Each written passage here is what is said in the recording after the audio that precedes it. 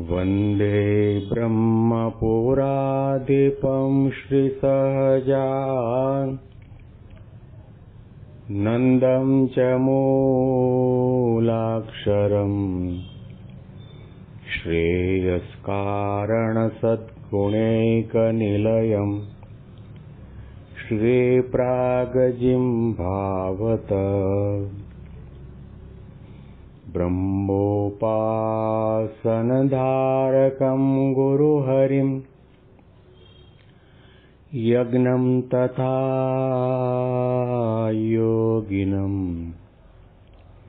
प्रीत्येवं प्रमुखं महन्तमनिशं श्रीजेस्वरूपं मुदा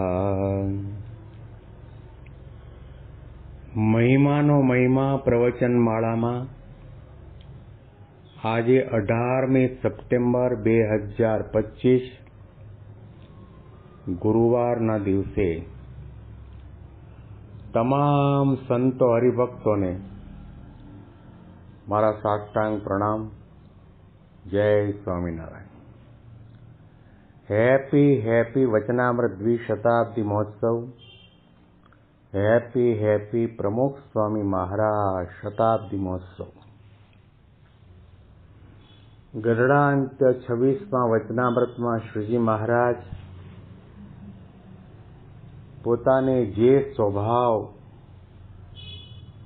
જે દોષો, જે ખામી ગમતા નથી એનો ઉલ્લેખ પોતાની સામે બેઠેલા સંતો હરિભક્તોને કહી રહ્યા છે. પછી વળી શ્રીજી મહારાજે કૃપા કરીને એમ વાર્તા કરી જે અમને અહંકાર ન ગમે.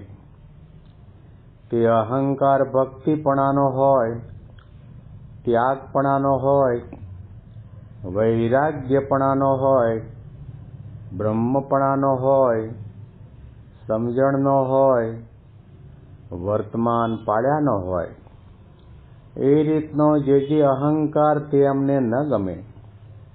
અને દંભ ન ગમે. તે દંભ શું?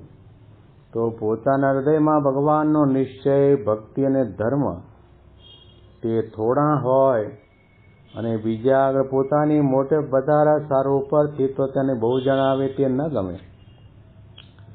અને પોતાને અને ભગવાનને જે અભેદપણે ભજે તે ન ગમે.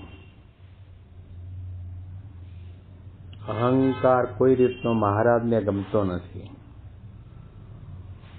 સમજણનો, નિષ્ઠાનો, ભક્તિનો, ત્યાગનો, બ્રહ્મપણાનો, વૈરાગ્યનો અહંકાર આવ્યા જ કરે. વાતે આવી કપરી પરિસ્થિતિમાં તો મારી સમજણ છે એટલા માટે હું સત્સંગમાં ટક્યો, મારી જગ્યાએ બીજો હોય તો જતો જ રહ્યો હોય.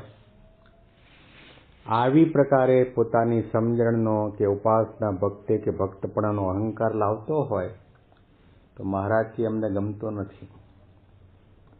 દંભ નથી ગમતો. મહારાજે દંભની વ્યાખ્યા બહુ વિશિષ્ટ કરી. સામાન્યતયા આપણે તિલક ચાંદલો કરીએ અને કરવાની મહારાજની આજ્ઞા પણ છે. અને તિલક ચાંદલો કરીને આપણે બજારમાં નીકળીએ તો લોકો તો જોવાના જ છે કે આપણા કપાળમાં તિલક ચાંદલો છે. તો એ દંભ નથી. તિલક ચાંદલો કરીને તમે નીકળ્યા, ઠાકોરજીના ચરણ કમળમાં સાષ્ટાંગ દંડવત પ્રણામ કર્યા, એ દંભ નથી. હજારો લાખો રૂપિયાનું દાન કરો, ઠાકોરજીના વાઘા ધરો, સંતોને રસોઈ આપો, ધોતિયા ઉડાડો, એ દંભ નથી. આ બધી બાહ્ય રીતે સેવા ભક્તિની ક્રિયા તો કરવાની જ છે, પરંતુ એ ક્રિયાના મૂળમાં પોતાની મોટપ વધાર્યા સારું કરતો હોય. કોઈ ભગત ગોળના લાડુની રસોઈ આપે તો એના ઉપર ઈર્ષાના કારણે સામે સાકરની લાડુની રસોઈ આપે. ગોળ કરતા સાકરની કિંમત વધારે અને એમાં આંકડો પણ મોટો વધારે બોલાય. તો બાહ્ય રીતે આ બંને સેવાની અંદર તુલના કરવા જઈએ તો સાકરના લાડુની રસોઈની કિંમત વધારે, પરંતુ એ સાકરના લાડુની રસોઈ આપે છે એના હૈયામાં એવી ભાવના હોય કે હું આના કરતાં વધારે સારો દેખાવ, પોતાની મોટપ વધારવા સારું અને વાહ કરાવવા માટે ક્રિયા કરતો હોય તો મહારાજે કહ્યું કે એ અમને ગમતું નથી. એનું નામ દંભ. તિલકચાંદલો કર્યો એ દંભ નથી, કંઠી પહેરી એ દંભ નથી, એકાદશીના નિર્જળા ઉપવાસ કર્યો એ દંભ નથી, પરંતુ એકાદશી નિર્જળા કરી અને ગમે તે જગ્યાએ ઢંઢેરો પીટીને કહ્યા જ કરો, બીજા કોઈ સત્સંગમાં એકાદશી નથી કરતા. મારી 60 વર્ષની ઉંમર થઈ તો પણ હું નિર્જળા કરું છું. આવી રીતે વાણી દ્વારા, વર્તન દ્વારા એનો અહંકાર ડોકિયા કાઢતો હોય તો શ્રીજી મહારાજે કહ્યું કે દંભ છે, અમને ગમતો નથી. અને બીજું મહારાજે કહ્યું કે ભગવાનનું ભજન તો કરતો હોય પણ એ ભજનમાં, ભક્તિમાં, આજ્ઞા પાળવામાં ઉપાસનાનો ભંગ થાય એવી જો સમજણ હોય, અહમ બ્રહ્માસ્મિ, હું પોતે જ ભગવાન છું, આવો ભાવ આવી જાય અને પોતાની આધ્યાત્મિક કોઈ પણ નાની મોટી સાધનાની અંદર ભગવાન ગૌણ થઈ જાય અને પોતે વ્યક્તિ મહાન બની જતી હોય અને માની બેસતી હોય તો મહારાજે કહ્યું કે એ પણ અમને ગમતું નથી. અને પોતાને અને ભગવાનને જે અભેદપણે ભજતે તે ન ગમે, તથા જે નિયમ ધાર્યો હોય તે નિયમને ઘડીક મૂકી દે અને વળી ઘડીકમાં પાળે, એવી રીતે જે શિથિલ વર્તતો હોય તે ન ગમે. મહારાજને અને ગુણાતીત ગુરુ પરંપરાને શિથિલતા લેશ માત્ર ન ગમે. નિયમ ધાર્યો કે હવે મારે દર એકાદશીએ અને પૂનમના દિવસે અને 4 રવિવારે મંદિરમાં દર્શન કરવા માટે જવું.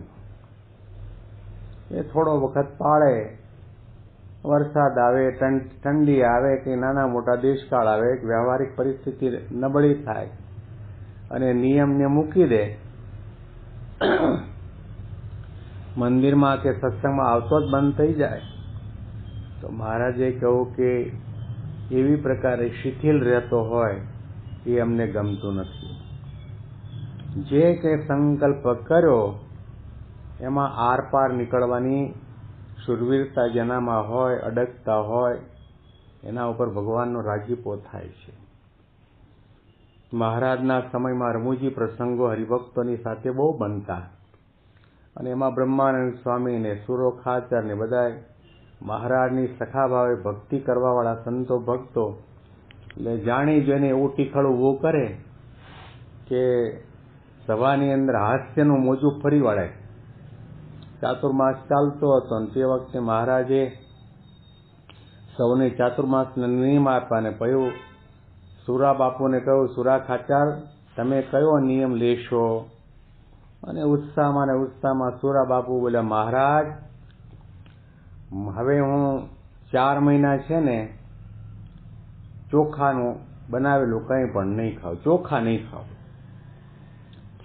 અને ચાતુર્માસની અંદર તો શ્રાદ્ધ પક્ષ આવે ને શ્રાદ્ધ પક્ષની અંદર તો દૂધપાક બને અને દૂધપાકની અંદર તો ચોખા આવે.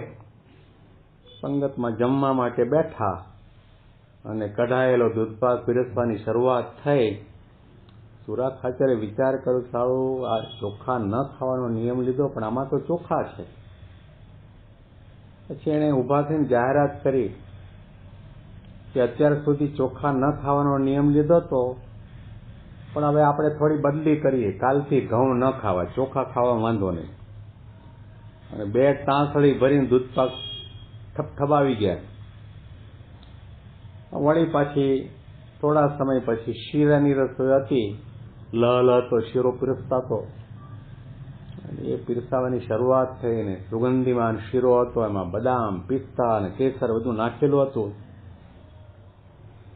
સુરા ખાચરે કહ્યું કે હવે ઊભા થઈને વાત કરવી પડશે. આપણે ઘઉં ન ખાવાનો નિયમ લીધો હતો, પણ હવે આજે આપણે થોડું પરિવર્તન કરીએ. કાલથી હતી એવી ને એવી બાધા રાખો, ચોખા નહીં ખાઈએ, શીરો ખાવા વાંધો નહીં. આ તો ગમત ખાતર એ સુરા ખાતર આવું બધું ઘટના ઘટેલી પ્રસંગ ઉભો કરેલો, પણ આપણા સંકલ્પ વિકલ્પની ઘટમાળમાં પણ આવું બધું બનતું હોય છે. જોરદાર કથા વાર્તા ચાલે, તડાકા ભડાકાની વાતો થાય, મરણિયા થવાની વાતો થાય, નિયમ ધર્મની દ્રઢતાની વાતો થાય, નિષ્ઠાની વાતો થાય, અને આપણને પારો ચડી જાય અને પછી આપણે નિયમ લઈ લઈએ કે હા અમે આ સંકલ્પ કર્યો. પણ થોડા સમય પછી એમાં આપણે પરિવર્તન કરી નાખીએ, પાણીમાં બેસી જઈએ, તો પછી મહારાજ કે અમને એવી શિથિલતા ગમતી નથી. જે શિથિલ રહ્યો એ કોઈ દિવસ સાધ્ય સુધી, ભગવાન સુધી પહોંચી શકવાનો નહીં, આત્મનિષ્ઠા દ્રઢ કરી શકવાનો નહીં, સંત અને ભગવાનને રાજી કરી શકવાનો નહીં. શિથિલતાનો ત્યાગ કરીને અડગ રહેવાની જરૂર છે, સુરવીર થવાની જરૂર છે, સંત અને ભગવંતને રાજી કરવાની ભાવનાને દ્રઢ કરવાની જરૂર છે. આના અનુસંધાનમાં વિશેષ મહિમાની વાતો આપણે આવતીકાલના પ્રવચનમાં સાંભળીશું. તમામ સંતો હરિભક્તોને મારા સાષ્ટાંગ પ્રણામ. જય સ્વામિનારાયણ.